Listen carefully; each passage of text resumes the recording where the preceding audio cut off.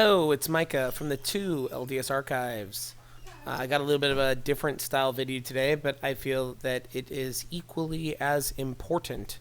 This video is entitled Temporal Salvation. As always, you can go to my blog, you can download, click the Word document, print off any of these for free, edit them, send them to your friends, do whatever you want. I don't charge for any of this. I just want people to learn what's going on and to take steps to get closer to God and save themselves and their family. That's my hope. So, without further ado, temporal salvation. After going over the parable of the 10 virgins in detail, I feel it is important to make this video. 10 virgins being, I believe, one of my most important videos. In summary, why is food storage important? Why is your temporal salvation important? Jesus said, speaking of the time period of the 10 virgins, the time period of the redemption of Zion and building of New Jerusalem would be, quote, as the days of Noah were, end quote. Noah preached for around 120 years and then was in his ark eating his food storage for the next year. Joseph Smith taught that in the days of Noah, the world was baptized by water, and in the days to come, the world will be baptized by fire. The destroying angel, commissioned by the Lord, brought the flood, and destroying angels commissioned of the Lord will bring the fire. In 1894, President Wilford Woodruff said, quote, God has held the angels of destruction for many years, lest they should reap down the wheat with the tares. But I want to tell you now that those angels have left the portals of heaven, and they stand over this people and this nation now, and are hovering over the earth, waiting to pour out the judgments. And from this very day they shall be poured out. Calamities and troubles are increasing in the earth, and there is a meaning to these things. Remember this and reflect upon these matters. If you do your duty and I do my duty, we'll have protection. See, that's important. Doing the duty before you get the protection. And shall pass through the afflictions in peace and in safety. Read the scriptures and the revelations. They will tell you about all these things. Great changes are at our doors. The next 20 years will see mighty changes among the nations of the earth. You will live to see these things, whether I do or not. End quote from Wilford Woodruff. As in the days of Noah, the warning that the destroying angels had been released and would continue to pour out destructions, increasing and climaxing 120 years later in the flood.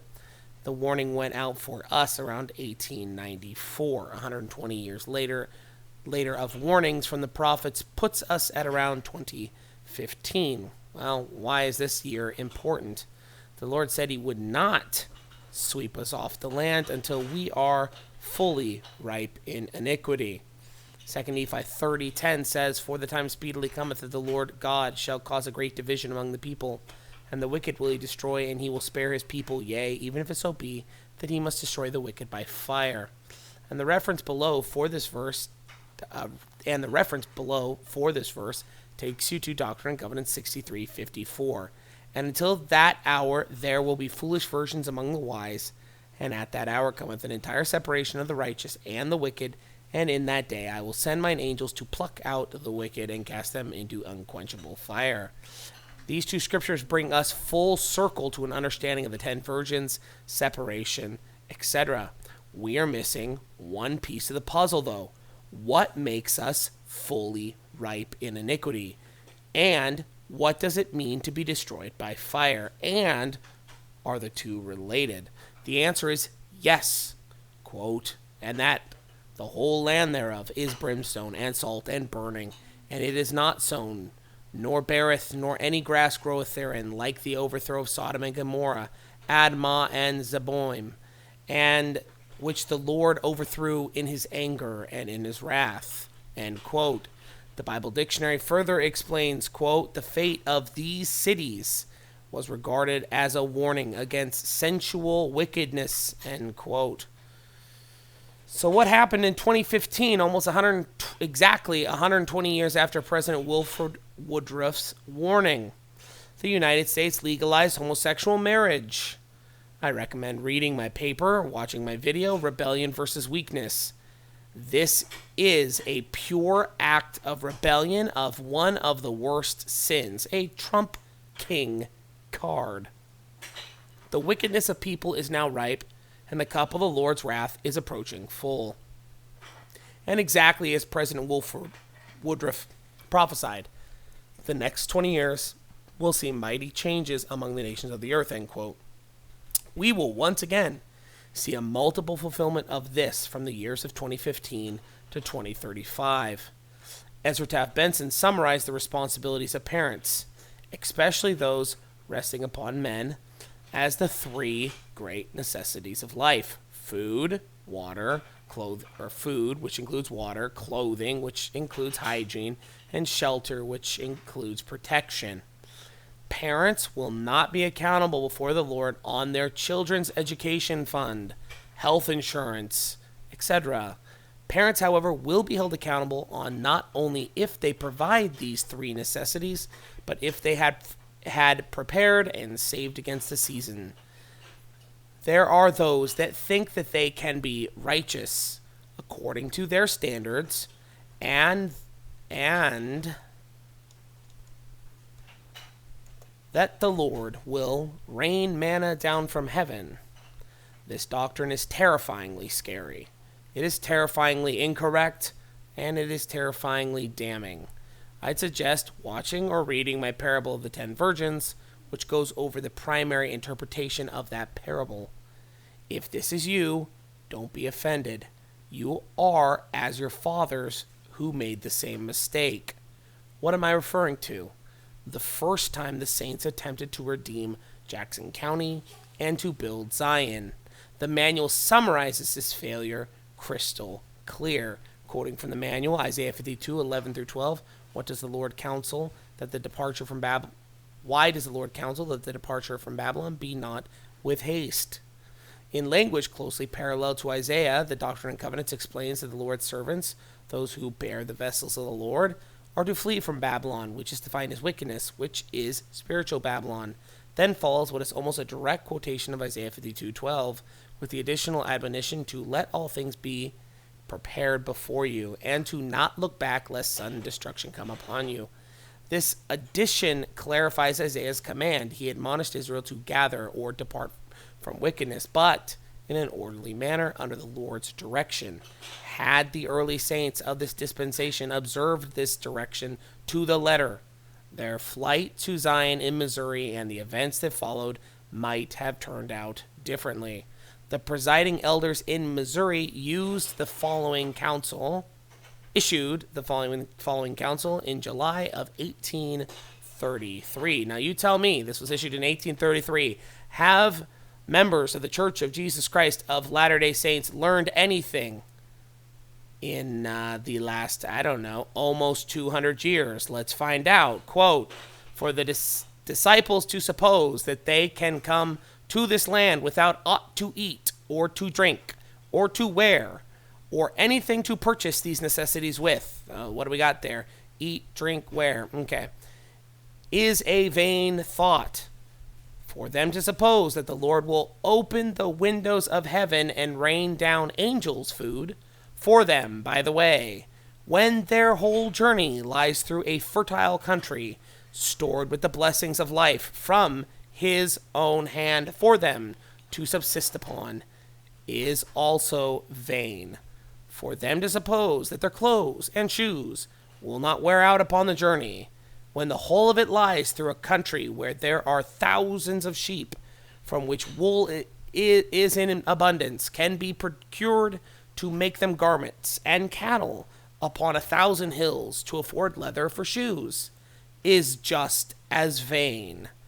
Do not conclude from these remarks, brethren, that we doubt in the least that the Lord will provide for his saints in these last days, or think that we will extend our hands to steady the ark, for this is not the case. We know that the saints have the unchangeable word of God, that they shall be provided for. Yet we know, if any are imprudent or lavish or negligent or indolent in taking that proper care and making that proper use of what the Lord has made them stewards over, they are not counted wise.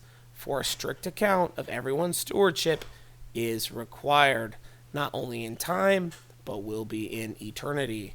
Neither do we apprehend that we shall be considered putting out our hands to steadying the ark of God by giving advice to our brethren upon the important points relative to their coming to Zion, when the experience of almost 2 years gathering has taught us to revere that sacred word from revere that sacred word from heaven.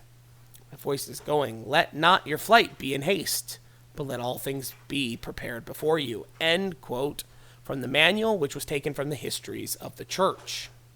Another bit of what I believe to be crucial evidence to support the claim that we need to prepare, and we need to prepare now, is this.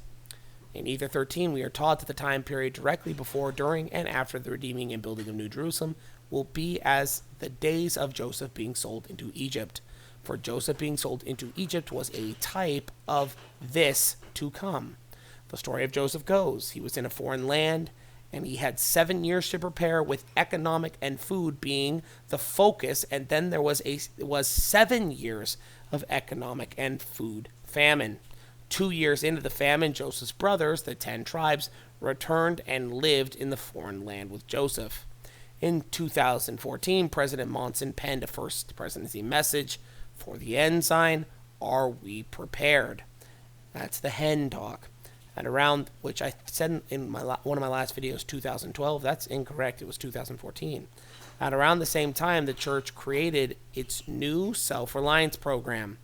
I would suggest that people have the time to read both this talk as well as read the Personal Finances for Self-Reliance manual.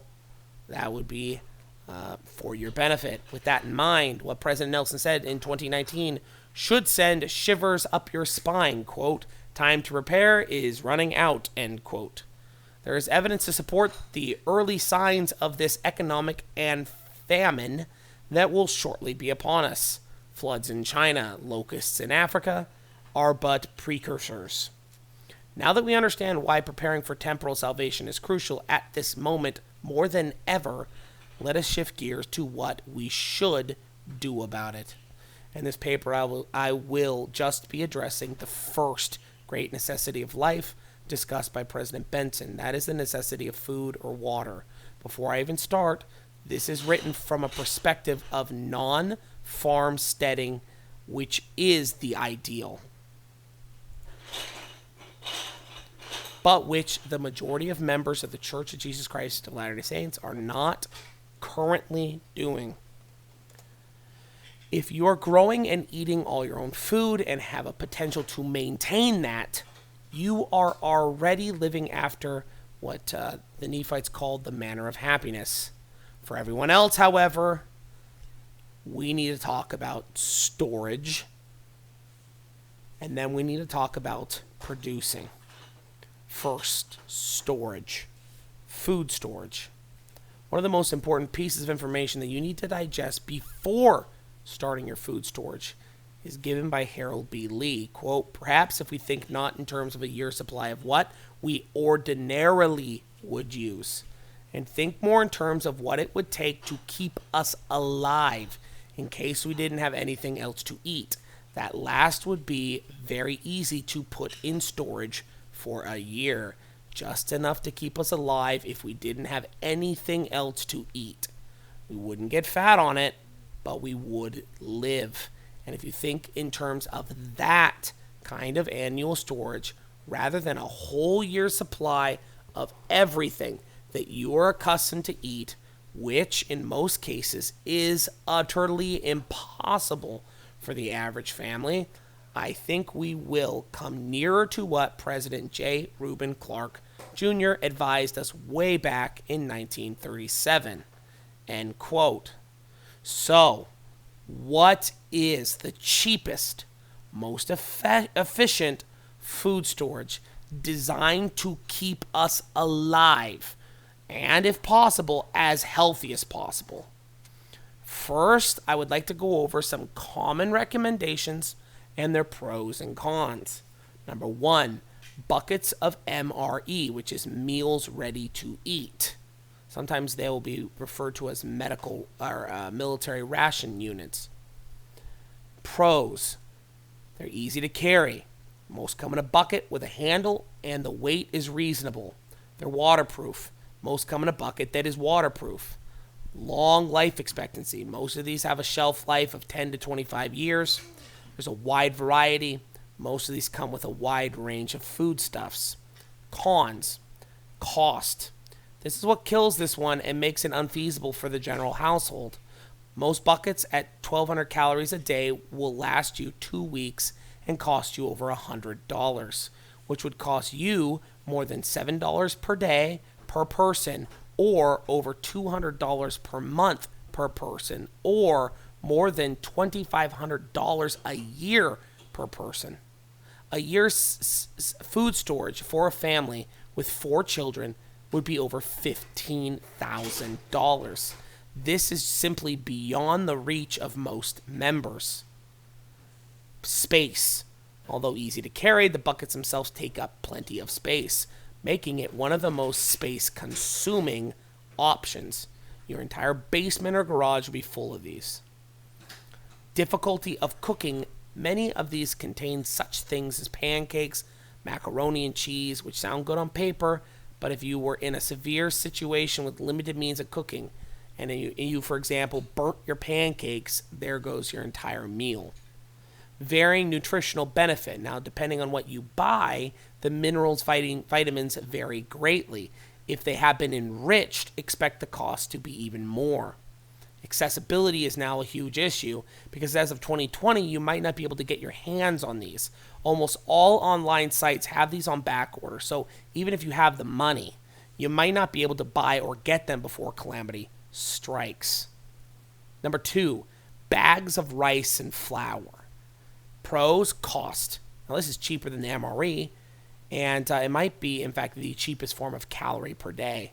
It's 50 cents per day per person for your calorie intake. 2, accessibility. Now this is locally available for most people in North America, and that's nothing I want to say about this. This paper is mostly from a Western perspective. Canada, United States, maybe even some parts in Europe, but this is not a worldwide viewpoint. So I mean, if you're in South Africa, I don't know what you got down there. Or in Africa, I'm sorry, I don't know what you got down there. Space. The amount of space it takes up is small because if you keep it in the large bags, the bag's actually pretty thin, so it actually is pretty space conducive. It's good for space, and it can be easily stacked. The cons: these are not waterproof. Nutritional value: even if you get enriched flour, you will never get all the minerals, vitamins you need. So you will need to supplement with vitamins and possibly even protein. Now I'll get to that later. Taste. Now this is the biggest con. This is awful to eat. There's no variety. By far the worst. You'll have to boil the rice or flour before you can eat it. If you try to make a pancake out of the flour, you could ruin it. So rice or water boiled in water is what you're going to be eating, and that's it. And so that's not going to be very tasty. No transport. Now this is very difficult to move, and bags can rip. Longevity. Now, there's a problem in the con here because pests can easily rip into these bags that you get or tear into them and eat them. 3, cans of flour and rice. I believe this is the picture from the church's website. Now, the pros of this: cost. It's still cheap. It's obviously not as cheap as the bags. It's up to $1.20 per day per person. The shelf life on these, though, has 10 to 20 years. That's phenomenal. The transport is good if you keep them in the box. Now, the box that the cans come in, then it is relatively easy to carry, only if you're strong, though. But if the box gets wet, then the cardboard is ruined and you're in trouble, okay? Cons: storage. Now, the cans are round, which means that you lose the space in the corners when you're storing them on a shelf. And you also lose the space of each can itself, so like the tin or aluminum that's making up your can. It actually works out to be less space conducive than the MREs, and even worse for transporting.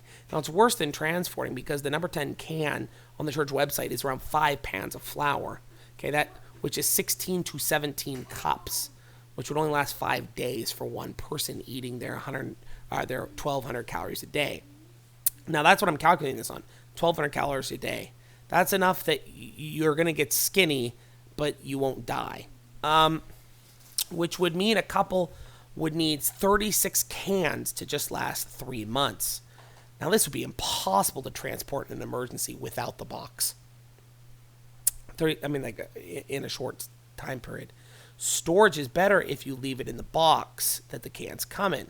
But the problem is that once you leave it in the can with the box, I'll get to the con of that. Now, it's non-waterproof cardboard, right? So, like, if you bring it in the box and you're counting on that and it gets wet, your cans can rip and fall out of that. That's no good. You also need a can opener to get into that, right? And once you open it, there's no way to reseal it. So, meaning you open your can and your flour will be blowing everywhere in the woods. Nutritional value. Now, once again, this is the same as the point above. Even if you get enriched flour, you'll never get all your minerals, vitamins you need. Therefore, you're going to need to supplement with vitamins and possibly even protein. Now, taste, same thing. Biggest con, awful to eat all by itself. There's no variety. It's by far the worst. Oh, there it is. There you go. There you go. You guys got to hear my son's poop. Ooh, it doesn't matter how many times. Ben, you don't have to say that, buddy. Just go to the bathroom. He's turning 5, and he thinks that is hilarious to say. So, anyway, where was I? Same thing. So, taste bad, no variety, right? So, it's going to get, problematic transport. Now, if you take them out of the box, you have to move a crap ton of cans. 36, cans just to last you 3 months. That's going to be a problem. But if you keep it in the cardboard, that box weighs 35 pounds. Now, if you have a 5'3" wife, even if she weightlifts with you, like mine, running back and forth or moving around 35-pound boxes is going to be difficult. So that's a problem. After going over these, so those are the in my opinion, the most common things that you'll find online. Well, after going over these options, I want to talk about the best options I have found. Yeah, go for it, Ben. And why I find them to be the best.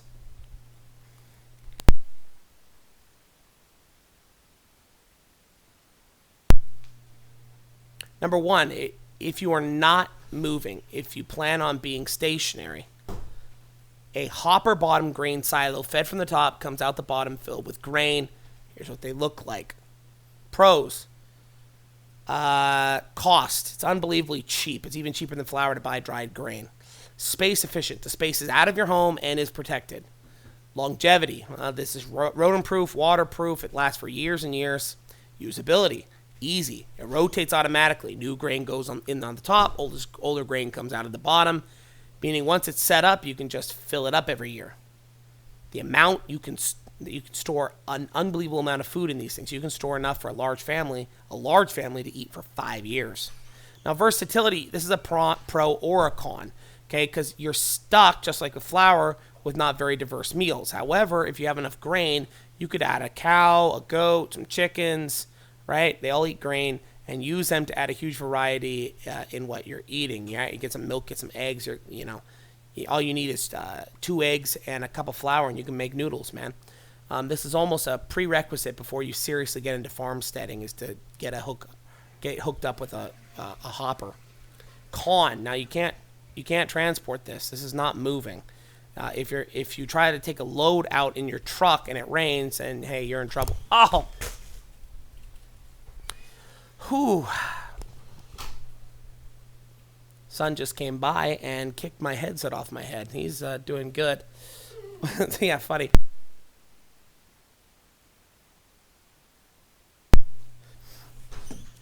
Costs. So no upfront cost for the hopper, is a lot of money. Okay. However, you can go online, and I've seen on the sites wherever you are, Kijiji or whatever you have locally that sell by owner. You can find a lot of these used, and that reduces the cost substantially. Con is location. Might not be able to do it, right? If you're in the city, you're in a local municipal, or the restrictions, they won't let you do it, and that's a huge con. Okay, second, all-around best choice in my opinion is Top Ramen plus vitamins.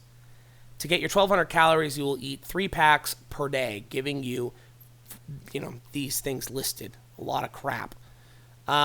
this would leave you deficient in some vitamins. So I would recommend adding multivitamins. Okay, so you can a general multivitamin pill will cost you about 5 cents per day. A general calcium pill will cost you about 2 cents per day. A general vitamin D pill will cost you about 5 cents per day. And a general vitamin C pill will cost you about 3 cents per day. Okay, these two together. Now, the cost. Top ramen is 75 cents per day per person, and that's at 25 cents a pack. I found them cheaper. Vitamins combined are about 15 cents per day per person. So combined, you're at about 90 cents per day per person, or about $330 per person per year combined. Substantially cheaper than your MRE, and also cheaper than canned rice or flour. Storage. Okay, now 2 cases of 24 packs is actually equal to the size of most MRE buckets, making them smaller, easier to store. Now, these are transportable because they are at least 33% lighter than the canned flour or rice. It does take up slightly more space than the canned flour rice, but much easier to carry. It is very easy to get all of your vitamins for a large family, stick them in a duffel bag, making it very easy to transport if you needed to. It's also weatherproof. The packs come in a box that is wrapped in plastic, so it is waterproof. Even the individual packs are in plastic. Vitamins come in waterproof containers. Now, there's versatility and tastiness in these too, because they're extremely easy to cook in a variety of different situations. It comes in a variety of flavors because the spices that come with the packages are all different. And you can choose whether or not to use the seasoning packs or not, right? So if it's too salty, just, don't use it. And you can use the salt on other things, like fish or rice or whatever, something else that you might have. It's extremely easy to ration with this.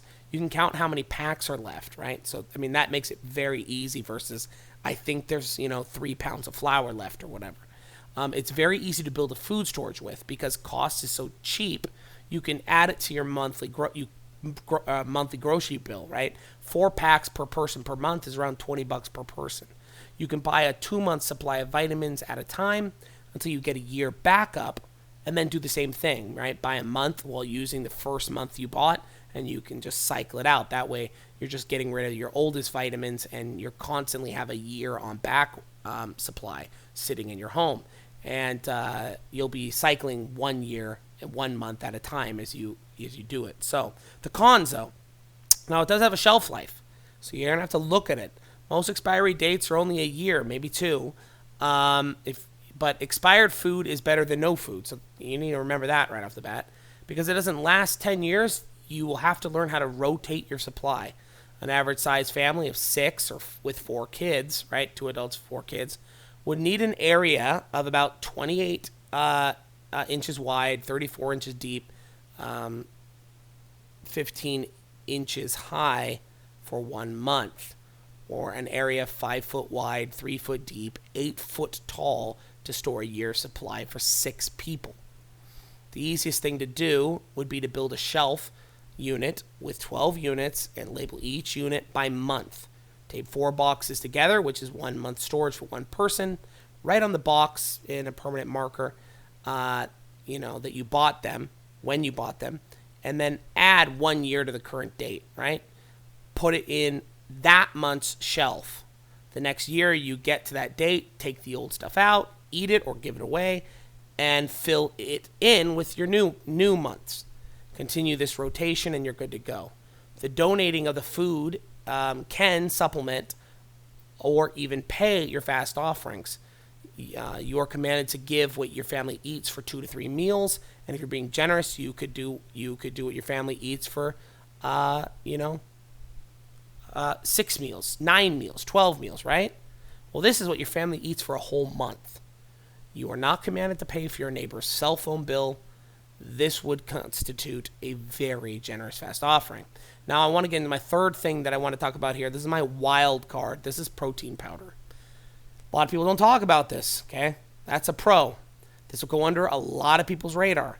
It won't get cleaned out quickly. In a panic, when stores get cleaned out, for some reason, this is missed by the masses. Now, when this last COVID hit, I checked whey protein stores online, and they had sales on everything. People stopped buying it. So in a panic, people stop spending their money on whey protein and spend it instead on stupid things like, expensive stored beans or toilet paper, right? So this will go under a lot of people's radar. So even if you have waited to the last minute, you might want to look online, look in your stores nearby, and clean out the whey protein. It is pure. Pro is that it's pure protein. Protein is primarily responsible for your immune system. Having a solid source of protein in your diet will keep your immune system up. Protein deficiencies will lead to a slow, painful death. Now, they have prepackaged flavor. Not only is this good for getting a variety of flavors, but it can also be added to purified water to hide the taste of it or the purifiers use. So, for example, iodine, it would make that, so you don't have to taste iodine. It's got solid longevity. It comes prepackaged in plastic, waterproof containers with a life expectancy of typically at least 2 years on the bottle, on the container, which means in an emergency, it could be used for a lot longer than that. It also comes in a useful container, as I mentioned, which can be used once the powder is done. So, and used in multiple ways. For example, we actually store our cat food supply in them. Cost. Now, you can get protein powder for around easily for around 50 cents a scoop, and that's in Canada.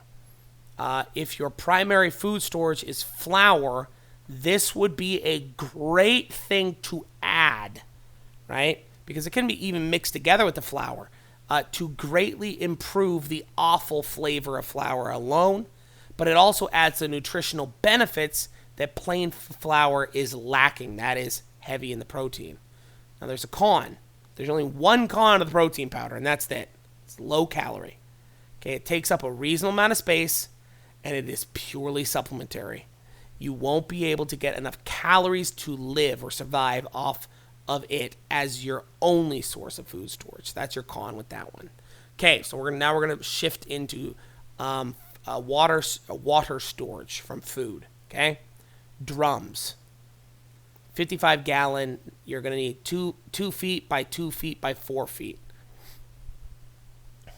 So 2 feet deep. Like it's a 2-foot circle, 4 feet high. Right? That's average what these things come in. The pros of this is it's clean. The water's clean. If storing water ahead of time, it will already be purified to a fine degree, depending on what your purifier can do. The water source is not required. So if your city water stops, hey, you got enough stored. Cons. Cost. 55-gallon drum costs about $50 to $100 per drum. You'll need 2 drums per person per year, and that's at drinking 1 liter of water per day per person. That'll cost you about $600 to about $1,200 for enough drums. But once you get the drums, you can just reuse them for the rest of your life. Storage space. Now, family of 6 would need 12. Okay, that's 55-gallon drums. So you will need a space of about 12 feet wide, 4 feet deep, 4 feet height. Okay, it's far too heavy to stack on top of each other, so you only need to go 4 feet high. But you could build a table system and slide them under it, and then use the table however you see fit on top of, that's sitting on top of it. Rotation. It can be a lot of work, and it should be done, every 6 months to a year.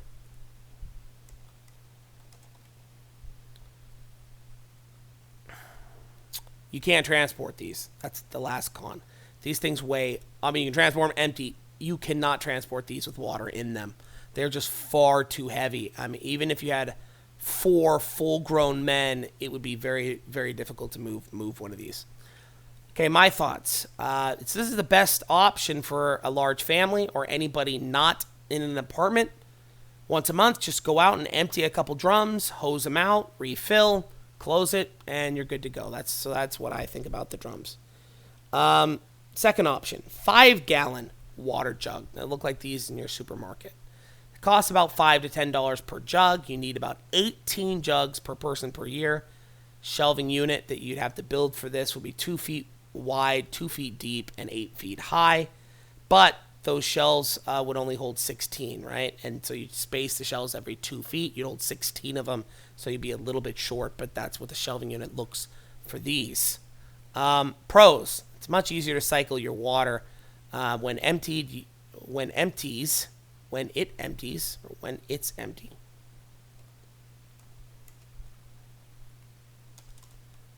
it is empty, you can just replace it or refill it. So, a lot of places in town, before the world collapses, you can bring these in and you can have them refill it and you can grab another one. And so you can really easily cycle these for people. They're easy to build up over time because they're relatively cheap. So if you can't afford the upfront cost right away of a drum, you can slowly build up your water supply with these. If electricity hasn't gone out, you can use these in a water dispenser, okay, which makes the water hot or cold. And you can cook soup in the hot water. So, you can use this in a situation like that pretty easily. It's heavy, okay, but it's not as heavy as the drums. It can be transported. If moving it in a car, you can actually bring it with you. So the drum you can't bring with you. These are small enough that you could actually throw some in a car. If you're single or living in a city, a pro would be, these might be your only option. Okay. Cons: the number required. You would need 18 of these per person per year if you were drinking or cooking with them for 1 liter per day. For a family of 6, you would need 108 of these.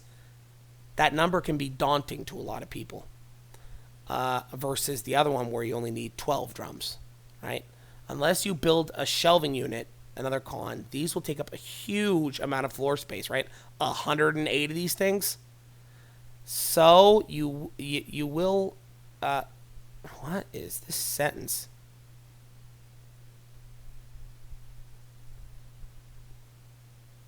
So it will cost you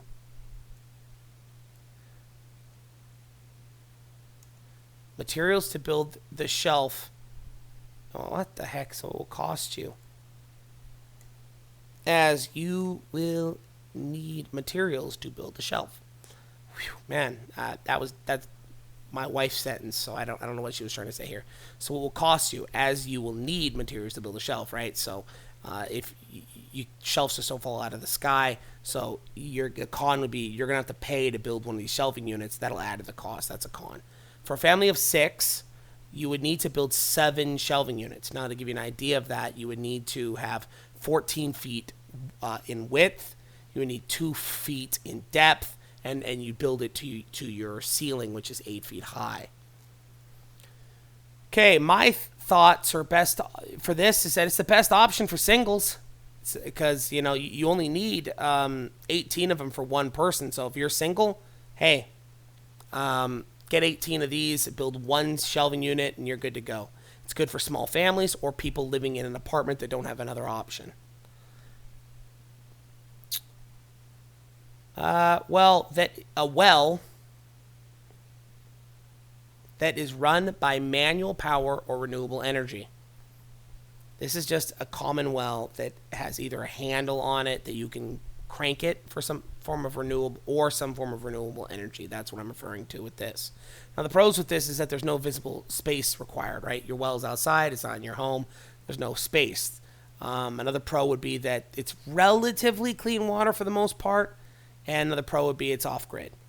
Con would be if you don't have a well dug already, this will be costly. Adding a manual pump to a pre-existing well isn't that expensive, but it's still pretty expensive. Getting enough renewable energy isn't really that big a deal if all you're doing is powering the well. But if you plan on getting renewable energy for your whole home, that's extremely expensive. A con is location. You just can't do this in the city. Another con is the taste. Now, depending on where you live, the taste can be bad for people, right? A lot of people really hate iron, versus storing city water in gallons. You don't have that taste. But, I don't know, because some people really hate the bleach or iodine taste. So it might still be better than that. Take that for what it's worth. one of the repeating themes, now here's another con, one of the repeating themes of the Signs of the Times is that of earthquakes. So first thing to be destroyed in earthquakes is everything in the ground. So if there is a serious earthquake in your area, all of your pipes are gone. So this well that you just spent $50,000 on, it's gone. So my thoughts, if you have a well, fine, call it a bonus. But I would never go out of my way to make it. It is too expensive with far too high of a risk attached to it. And it's just, once it breaks, it's gone. Because once, calamity strikes, nobody's going to come and repair your well. It would make more sense to move onto a property with a lake, with the water just sitting there. Because if something breaks, the water is still just sitting there. Versus if your well breaks, the water's trapped below the earth, man. You're not going to have a way to get it up. For a natural source of water, like I just mentioned above, lakes, streams, etc. Now, the pros of this is obviously natural beauty. It's just absolutely gorgeous. I don't think I've found somebody that looks at something like this this river and goes, geez, that's ugly. It's very aesthetically pleasing on the eye. So if you get to live on a property like that, hey, it's beautiful. Massive amounts. You can have massive amounts of stored water. You have to purify it, but you have massive amounts of stored water. Multiple uses of the water you now have. Because of the abundance of the water you now have, you can now, not have to worry about cleaning and bathing, etc., because you now have an abundance of water. Cons would be purification is required. Obviously, you shouldn't just be drinking a well. Another con is it might be seasonal, so you might have like a little creek that's only in the spring. Another huge con is that water sources like that can be easily contaminated. Dead bodies, sewage, etc., and you don't know what's happening upstream, so you always run the risk that if you're downstream, that sucks. My thoughts. Now, here's my thoughts on this. Now, if you can afford to move to a place that has a natural source of water on the property, I would value that. Most people move into a house for vanity's sake, and that's it, vanity alone. If one was willing to sacrifice some or all of that vanity, they could obtain untold amounts of security. Saints of God living in vanity should not be fooled into thinking that the Lord, in a crisis, will bless them in their rebellion with the security that they hitherto rejected for vanity. Produce. Okay, so those are the ways that we can store this stuff. How do we produce it? Okay. First, I'm sorry, but when calamity strikes, you will not be digging wells. You will not be creating distillation chambers and, getting humidity in the air, with some, tubes and stuff. Like, it's just not going to happen. You're not going to have the resources to do that. You will be getting water from natural sources, river, lake, and rain. That's it. So how does one take those sources and make them usable? Okay, the easiest way that you can do this is with a cotton bandana, a metal pot, and a fire. You use the bandana to filter out large particles.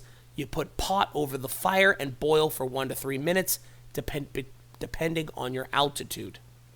Okay, looks something like this. That's not me. Pros, it's cheap. All you need is a bandana, right? Bandana, a cup, and some wood to burn a fire. It's common tools. You don't need anything really extravagant. The process can second as cooking, right? So you get the water, you filter the water out with your bandana, you boil it, and then once it's boiled for 3 minutes, throw in your top ramen, and you're done. If you have a bunch of small cooking containers, each person can easily cook their own top ramen in the boiled water, so that's a pro. Cons, it's hot, okay? And heat from fire can be exhausting and sweating. So if it's like 100 degrees outside and you're boiling water to drink it, you're going to sweat the water that you just drank. So you have a problem there. You have to start a fire. So, that's a con for a lot of people who can't start fires. Taste. Well, this can be a problem if you are just drinking it straight. If you're using one large pot to boil water for your whole family, this can be very, very heavy to transport to the fire. It takes a lot of time. It's stationary. It Takes time to start the fire and you can't bring a fire while walking. So you have to be locked down for a period of time to get this to work. 2, purifiers. Purifiers are things like iodine or bleach. Tincture of iodine, 2%, you're going to need 8 drops per liter. 5%, you're going to need 4 drops per liter. 10%, you're going to need 2 drops per liter.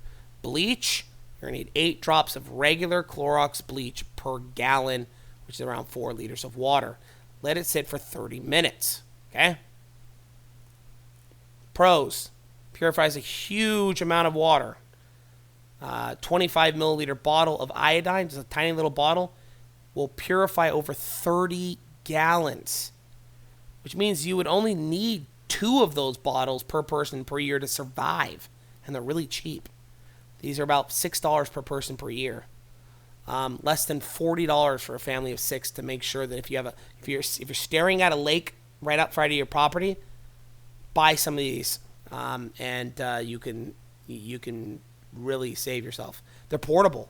Okay, purifies on the fly, so you can get your canteen in a source of water with a bandana, and then put your drops in it, close the lid, and keep walking, and it purifies as you walk.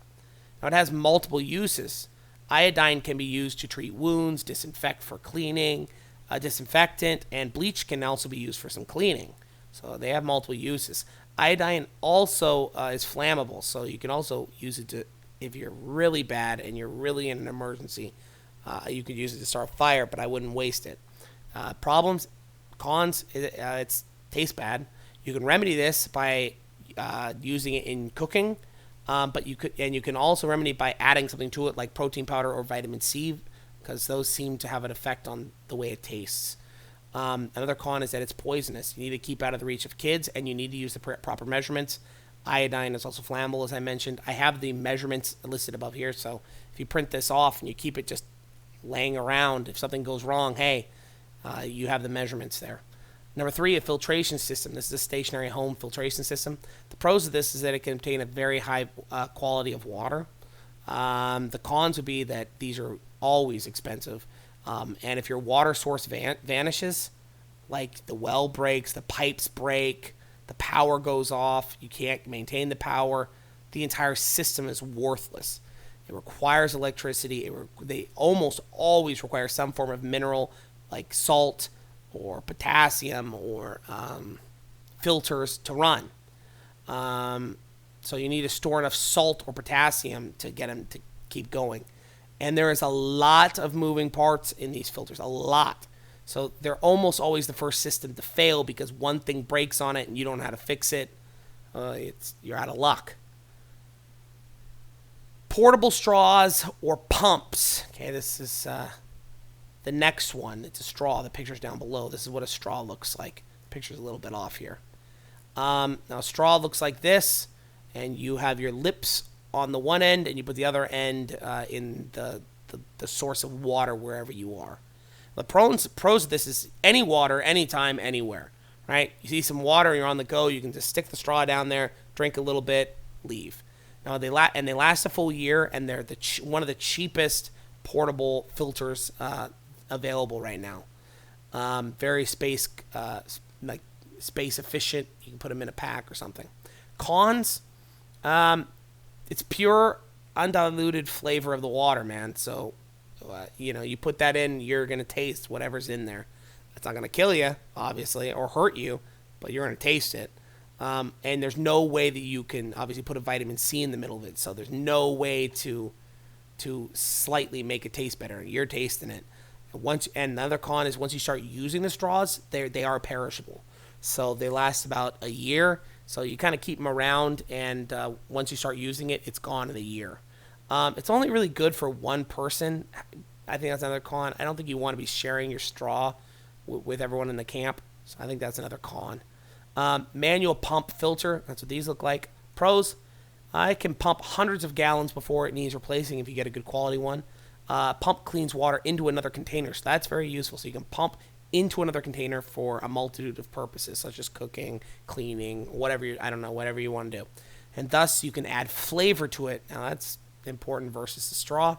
Con, tiring. You can be pumping for a while. It's cumbersome in a backpack. And the biggest con, I would say, is that they are expensive. Now, so this is how, I haven't stored any food or I haven't stored any water. How do I get water and how do I purify it so that I can live? Okay? Now, this next one, food. Now, food is just too dependent. It's too dependent on your local area to provide a macro overlay for. Some areas might have fishing. Some areas might have natural berries. Some areas might have edible scorpions, for all I know. For most places in North America, a 308, a 308 can be used for large game. A 22 long rifle can be used for small game. A shotgun can be used for fowls pretty easily. Fishing equipment is more abundant than ever, with reusable lures versus bait. That way you don't have to, if something goes wrong, you don't have to. There's also a plethora of reusable traps out there and the like. Not to mention location vegetation, fruits, etc. that happen to be edible. Buying or printing off a book with pictures of all the known edible plants and such in your area is not very hard to do. Okay? Here's some pictures that my wife got. That's a cute one with the berries. Okay. Like President Nelson said, though, in that talk that I suggested that you go see, when the time for decision arrives, the time for preparation is past. The prophets of God from Joseph Smith to Ezra Taft Benson counseled us to farmstead. Well, that time has passed for most people. We are now in a stage where I believe the only thing we have time to do is storage, like Joseph in Egypt. Once that time is passed, there will no longer be a time to even store, and all you will have is the means of gathering. Gathering should not be your primary focus. It should not be filtration straws. It should not be iodine. It should not be, I'm going to eat berries in the woods. That should not be your primary focus. If you are in that stage, it is because everything else has failed. That is that is your last thing. If you're in that stage, you are in a very bad position, a very risky, a very dangerous, a very high stress situation. If you are farmsteading, storage is already taken care of. So for you people out there who are farmsteading, God bless you. Storage is already taken care of for those people. If you have stored food, right? Gathering is already taken care of. Stored food and water. Gathering is already taken care of. So if you're sitting there with 1,000 gallons of water in your garage or outside, and you've got a year's supply of food, guess what? Your gathering is taken care of. If you have no means to gather, then you perish. If you had the means to do, brothers and sisters, and you did not, you have no promise with the Lord. If this is a foreign concept to you, I would recommend watching or reading my video or paper, The Prepared Need Not Fear. The Lord will save us, but only after all we can do. Do you really believe that you can go to the Lord, living in the United States and Canada and possibly even in Europe, and say, I could not maintain, I could not circulate, I could not afford, etc. 55 cents per day per person for water? Do you really believe that you can go to the Lord, living in the United States and Canada, possibly even Europe and other places in the world, and say, I could not maintain, I could not circulate, I could not afford, etc. 65 cents per person per day for flour and vitamins? Do you really believe that you can go to the Lord, living in the United States and Canada, and say, I could not maintain, I could not circulate, I could not afford, etc. $1.20 per person per day to sustain my life for a year. The average minimum wage floats between $6 to $15 in Canada and the United States. I repeat, the Lord does not hold parents accountable for the number of toys a kid has. The kid's having a cell phone. The kid's having a laptop. The kid's having an education fund, cable, vacations, and on and on and on. The Lord will hold you as a parent accountable on two things. The first being what your children are taught.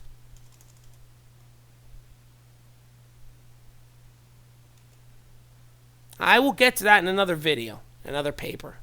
And the second thing being, as Ezra Taft Benson taught, the three great necessities of life: food, clothing, shelter. I will make this bold declaration that any individual who is refusing to take these preparations in the United States and Canada is practicing idolatry in open rebellion, period. Which is a sin that is far grosser than that of sins of weakness. See Rebellion versus Weakness paper. There is absolutely no feasible way that a healthy adult, let alone a healthy couple, could not afford $1.20 per person per day for food and water storage.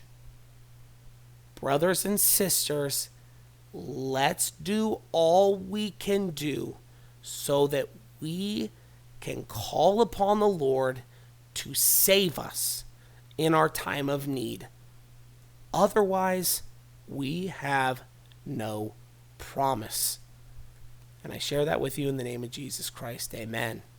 Below, I have attached that President Monson's talk that I referred to above for your convenience. I'll scroll down here so you can pause it and read it if you want to read it here.